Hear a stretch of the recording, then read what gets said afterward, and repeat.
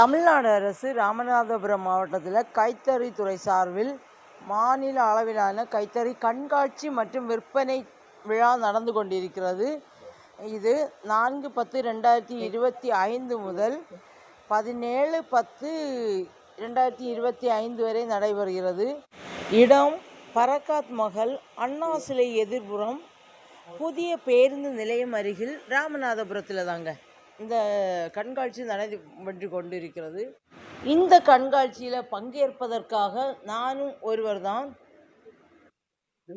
ராமநாதபுரம் மாவட்டத்தில் காலையில் சிறிய இனிய இதமான மழை, இங்கே சூப்பராக இருக்கு கிளைமேட்டு. அப்படியே நடந்து எங்கே போகிறோன்னு பார்த்தா ஹாஸ்பிட்டலுக்கு தாங்க. லைட்டாக ஒரு மூக்கு சீந்தல் இருக்கு, அதனால ஹாஸ்பிட்டலுக்கு போயிட்டு அப்படியே வரலான்னு நினச்சி தான் வெளியில் கிளம்புனேன். சூப்பர், ஆனா ஏரியா சூப்பரா இருக்கு, கூலிங்கா இருக்கு நைட். ஏன்னா காலையிலே சூடா இருக்கும்.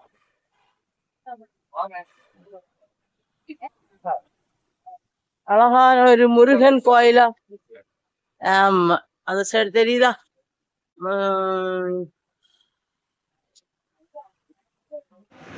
இன்றைய நாள் 14/10/2025 தாங்க. கன்னியாகுமரி மாவட்டத்திலிருந்து இந்த ராமநாதபுரம் மாவட்டத்திற்கு வந்திருக்கிறோம். தண்ணீர்கள் மாறி மாறி நம்ம குடிக்கிறதுனால தொண்டையில் ஒரு மாதிரி இருமல் போல அப்படி ஒரு மாதிரி இருந்துச்சு. சரி, அப்படி வச்சுட்டு இருக்கக்கூடாதுன்னு நினச்சிட்டு நான் மேக்சிமம் எங்களுடைய கன்னியாகுமரி மாவட்டத்தில் பிரச்சனைனால எல்லாத்துக்குமே சின்ன குழந்தையிலேருந்தே வருஷத்துக்கு ஒருக்கா ஒரு மாதிரி இருக்கா. ஜலதோஷம் அப்படி ஏதாவது வந்துருந்துன்னா கூட கவர்மெண்ட் ஆஸ்பத்திரியில் வருஷத்துக்கு ஒருக்கா டேப்லெட் ஏதாவது வாங்கி சாப்பிட்டாச்சுன்னா சூப்பர் ஆயிரும். இப்போ கிராம்பு ஏலக்காய் எல்லாம் போட்டாலே போதும் அந்த தொண்டைக்கு.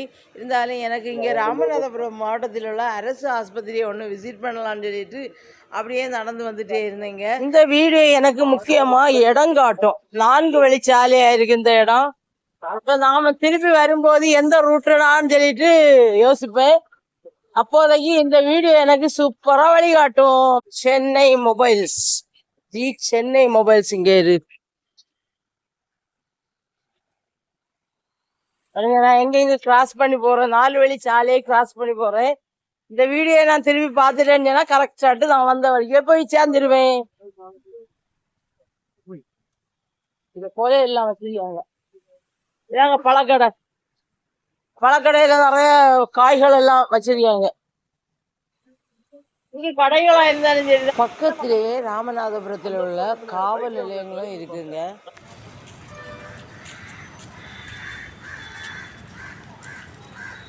நாகர்கோவில்ல இருந்து வரோம். இங்க மருத்துவமனைக்குள்ள வந்துட்டேன். கேட்டீங்களா? பில்டிங் எல்லாம் பெருசு பெருசா இருக்குங்க. ஒவ்வொரு செக்ஷனுக்கும் பெரிய இடம். எப்படியும் 2 ஏக்கர்ல பில்டிங் அமைஞ்சிரும்னு நினைக்கிறேன். ரொம்ப பெரிய இடமா இருக்குது.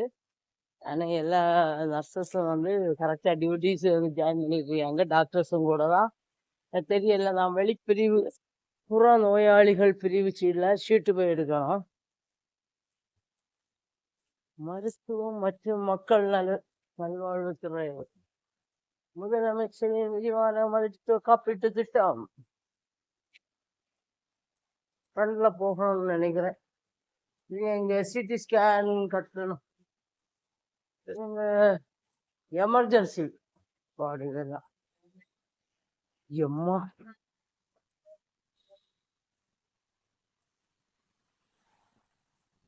ரொம்ப பெரிய பெரிய பில்டிங்கா இருக்கப்பா. புற நோயாளிகள் பிரிவு கண்டுபிடிச்சுதான் போறேன்.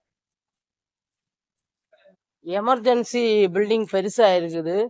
அதுவும் கூட ரோடு போலே மேல கொடுத்துருக்காங்க. எமர்ஜென்சியா போறவங்க எல்லாம் ஆக்சிடென்ட் கேஸ் இதெல்லாம் டக்குன்னு மேல கொண்டு போறதுக்கு வசதியாட்டு விபத்து மற்றும் அவசர சிகிச்சை ரொம்ப பார்த்தீங்கன்னா பெருசா கட்டிருக்காங்க.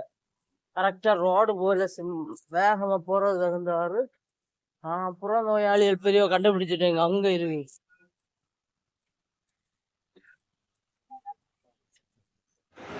ராமநாதபுரம் மாவட்டம் சூப்பரா இருக்குங்க. மற்றும் அவசர சிகிச்சை பிரிவு அங்க இருக்குது. நம்ம இங்க புற நோயாளிகள் பிரிவு. இது இப்போ வெளிநாட்டுல உள்ள மாடல்ல கட்டி வச்சிருக்கு ஹாஸ்பிட்டலு. ராமநாதபுரம் அரசு மருத்துவ கல்லூரி ஹாஸ்பிட்டல் நம்மளுடைய நீட்டா வச்சிருக்காங்க. ஹாஸ்பிட்டல் எல்லாம் சூப்பரா இருக்கு. மழை வந்ததுனால இந்த ஏரியா எல்லாம் சூப்பரா கிளீன் ஆயிருக்குங்க. ரொம்ப கிளீன் ஆயிருக்கு. கழுவி சுத்தமா விட்டது போல இருக்கு. சரி, நம்ம வந்து புற நோயாளிகள் பிரிவுக்கு வந்துட்டோம். அதான் இருக்கு.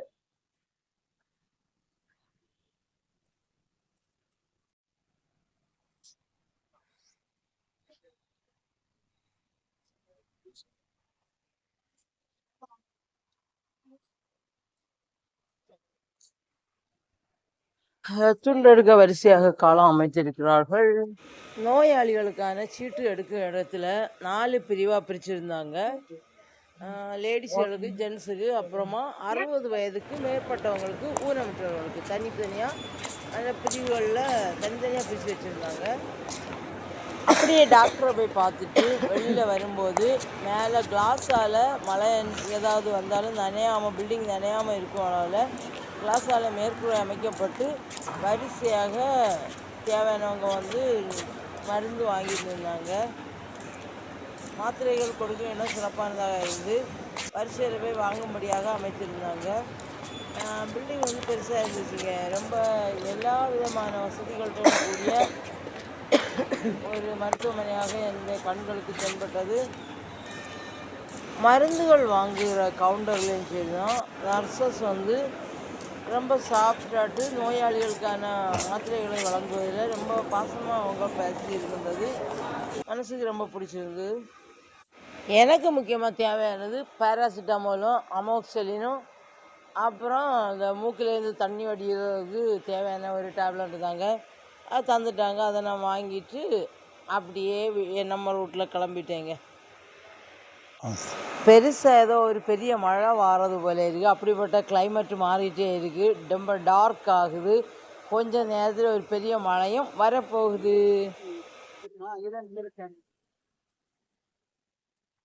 என்ட்ரன்ஸில் நடந்து வரும்போது அந்த பில்டிங்கோட சைடில் நல்ல பூக்கள் எல்லாம் பூத்து குலுங்குறது போல் நல்ல ஒரு செட்டிங்ஸ் பண்ணி வச்சுருந்தாங்க. அதுபோல் பக்கத்துலேயே ஆம்புலன்ஸை ரெடியாக நின்றுட்டு இருந்து ஏதாவது ஆக்சிடென்ட் கேஸாக ஏதாவது நடந்தாலும் தாய் சேய் ஊர்தி எல்லாமே ரெடியாக தான் நின்றுட்டே இருந்தது.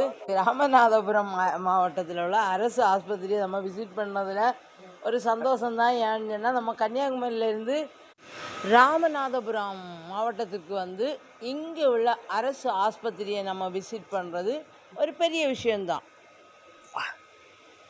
அக்கறைக்கு இக்கரை பச்சை அப்படின்னு சொல்லுவாங்க. அது அங்கே உள்ளவங்களுக்கு இங்கே என்ன நடக்குதுன்னு அறியணும், இங்கே உள்ளவங்களுக்கு அங்கே என்ன விசேஷம் நடக்குதுன்னு அறிய ஆசைப்படுவாங்க.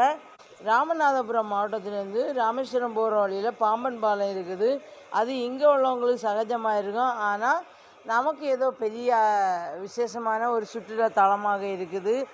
அதே போல் தான் இங்கே உள்ளவங்களுக்கு கன்னியாகுமரின்னு சொல்லும்போது கன்னியாகுமரி திருவள்ளுவர் சிலை எல்லாம் பார்க்கணும், விவேகானந்தர் மண்டபம் எல்லாம் பார்க்கணும்னு சொல்லும்போது அவங்களுக்கு ஒரு சந்தோஷமான மூமெண்ட் தான் அது. கண்டிப்பாக இங்கே உள்ளவங்க அங்கே வர்றதும் அங்கே உள்ளவர்கள் இங்கு வருவதும் ஒரு வழக்கமான ஒரு இதாக இருக்குது. இதற்கு நம்மளோட அரசு நமக்கு சப்போர்ட் பண்ணுறதுனால மாண்புமிகு முதலமைச்சர் அவர்களுக்கு நான் நன்றி கடமைப்பட்டுள்ளேன். நன்றி, வணக்கம்.